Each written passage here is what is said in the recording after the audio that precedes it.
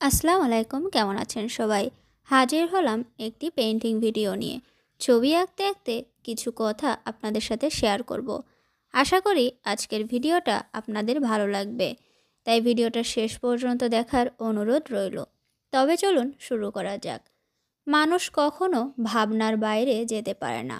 মানুষের ব্রেন সবসময় কোনো না কোনো কিছু নিয়ে বিশ্লেষণ করতে থাকে।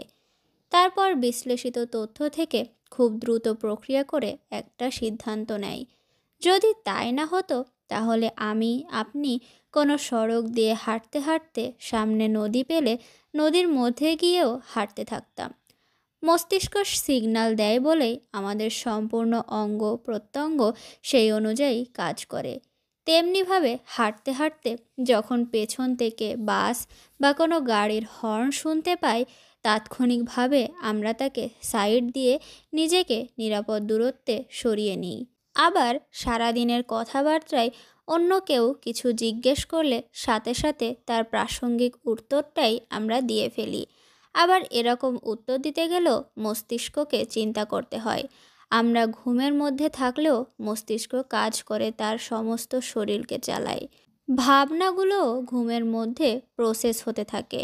স্বপ্ন তারই নীরব প্রতিফলন। তাই আপনি আপনার প্রত্যাশিত চিন্তাকে বন্ধ করতে না চেয়ে চিন্তাগুলোকে অন্য কোনো চিন্তা দিয়ে প্রতিস্থাপন করতে পারেন। আর এটাই দুশ্চিন্তা মুক্ত হওয়ার একমাত্র পথ। ব্রেনকে যদি একটা সফটওয়্যার হিসেবে ধরেন, তাহলে তার প্রোগ্রামিং থেকে এসব টাস্কগুলোকে সরাতে হবে। যেখানে আপনি অন্য কোনো কাজ প্রক্রিয়াকরণের জন্য ব্যস্ত রাখতে হবে, যতদিন আগের সমস্ত হয়ে যাওয়া কাজগুলো তার স্ক্রিপ্ট থেকে রিমুভ হয়ে না যায়। এজন্য আপনাকে যা করতে হবে তা হলো নতুন নতুন কিছু কাজের সাথে যুক্ত হতে হবে, অথবা পুরানো কাজের সাথে নিজেকে বেশি করে জড়িয়ে ফেলতে হবে, যাতে ব্রেন আগের রিমুভ করা স্থানে নতুন কিছু প্রক্রিয়া করার সুযোগ পায় আর তাই নিয়ে ভাবতে পারে। আর এটা না করতে পারলে মস্তিষ্ক শুধু পুরানো অ্যালগরিদম এর কারণে প্রাক্তনের ক্রিয়াকলাপের অভাবে ভুগবে এবং এরকম কেন হলো সে কেন এরকম হলো এগুলোই ভাবতে থাকবে। নিজেকে কর্মের ব্যস্ত করে তুলতে হবে। সেটা হতে পারে কোনো আউটডোর খেলাধুলা বা কোনো উপার্জনের কাজ। নিজেকে ব্যস্ত রাখাই হলো দুশ্চিন্তা থেকে মুক্ত হওয়ার একমাত্র পথ।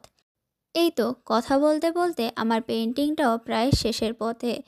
আজকের মান্ডালা আর্টটা পুরোটাই আমি কালার দিয়ে করেছি। এখানে আমি অ্যাক্রিলিক কালারই ব্যবহার করেছি। আপনাদের কাছে আজকের মান্ডালা আর্টটা কেমন লাগলো অবশ্যই কমেন্টের মাধ্যমে জানাবেন। ভিডিওটা ভালো লাগলে আপনাদের পরিচিতদের মাঝে শেয়ার করতে পারেন। আজকে এ পর্যন্তই, ভালো থাকবেন সবাই।